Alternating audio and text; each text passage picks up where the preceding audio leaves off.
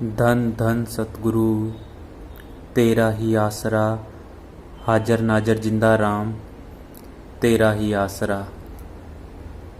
साध संगत जी,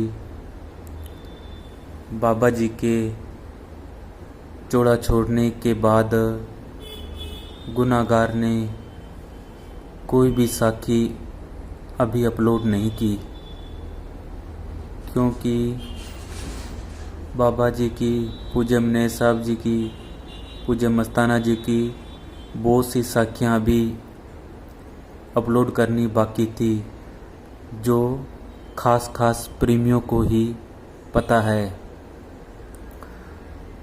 तो हमारे पूज्य परम संत वकील साहब जी, मेरे सतगुरु प्यारे, जब से उन्होंने चोला छोड़ा है, साध संगत जी, सारी संगति बड़े ही दुख में दिन काट रही है।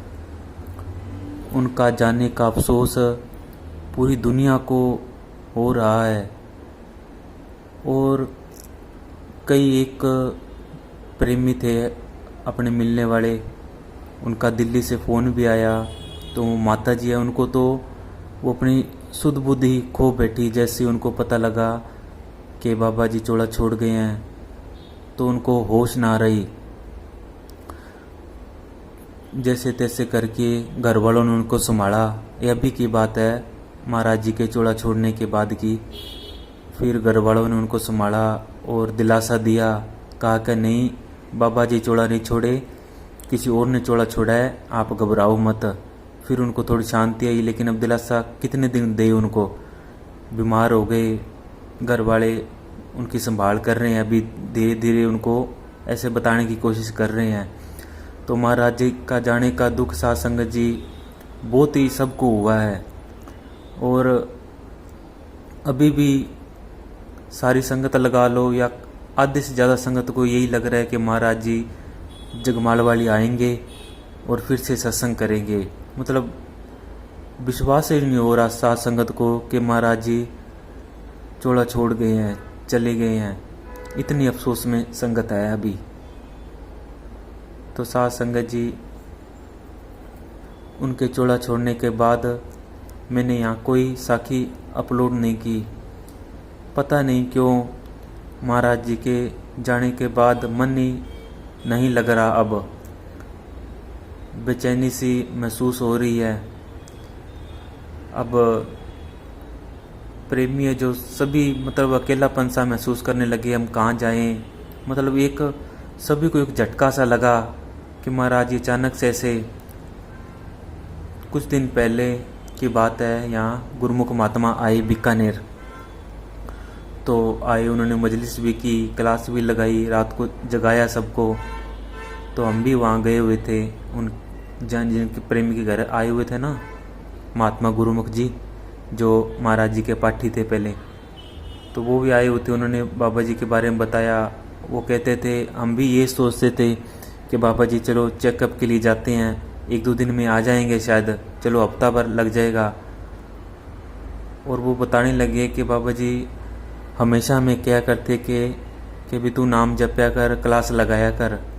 उस टाइम हम सोचते थे भी हम तो महाराज जी के साथ, जिसका भजन करना है हम तो उनके साथ ही रहते हैं, कर लेंगे टाइम मिलेगा जब। हम इसी में, इस मस्ती में ही रहे और भजन सिमरन को पूरा टाइम नहीं दे सके। ये महात्मा गुरुमुख जी वहाँ बीकानेर बता रहे थे बात।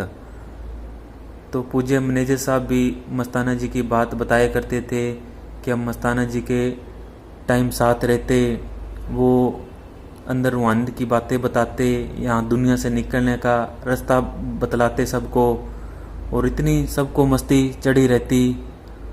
फिर पूज्य मैनेजर साहब जी अफसोस में फरमाने लगे, हमने कभी सोचा ही नहीं कि मस्ती एक दिन आंखों से ओझल हो जाएगी। हम भी वो मस्ती अंदर अपने प्रकट करें। ये तो चलो गाना बजाना किया, साथ संगत सुनी, सत्संग सुनी, 2 मिनट फिर गायब। जो असली संत चीज़ पकड़ाना चाहते थे वो भजन सिमरन था, जो अंदर जाके अपनी नाम की कमाई करे और 24 घंटे मस्त रहे। वो मस्ती पूज्य वकील साहब जी हमें पकड़ाना चाहते थे, पर हम भी देखो साथ संगत जो भी है उनके क्या बोलूँ अब आपको साथ संगत जी, मतलब बोलना भी मुश्किल हुआ पड़ा है। उनके जाने का इतना अफसोस है कि बार बार बाबा जी की इतनी याद आती है, इतनी याद, सारी संगत ही रो रही है। बीकानेर ले लो, यहाँ गड़साना की संगत, अब वो प्रेमी मजलिस करके बाबा जी की याद में क्लासें लगा कर बाबा जी को इतने याद कर रहे हैं। राजस्थान, यूपी, पंजाब, हरियाणा, सारी संगत तो इतनी बेचैन हुई पड़ी है, कुछ समझ नहीं आ रहा क्या क्या हो गया हमारे साथ। तो महाराज सावन सिंह जी के टाइम भी जब सत्संग को ऐसे पता लगा कि महाराज जी चोला छोड़ गए हैं, तो एक दो सत्संगी इतना विराग था कि उन्होंने ब्यास दरिया में छलांग लगा दी। इतना महाराज जी से प्यार करते थे वो।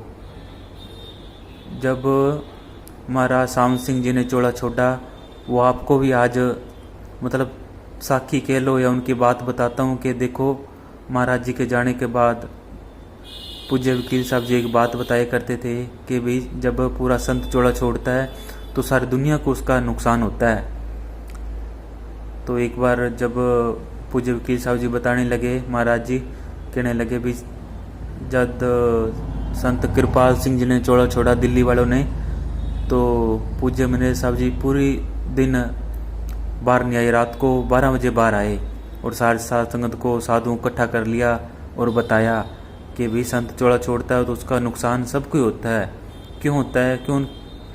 वो नाम दे चाहे ना दे, जो रूहानी फकीर होते हैं वो छुप के रहते हैं और उनकी जो वो भजन सिमरन करते हैं उनकी शांति की किरणें सब पर असर डालती हैं वो।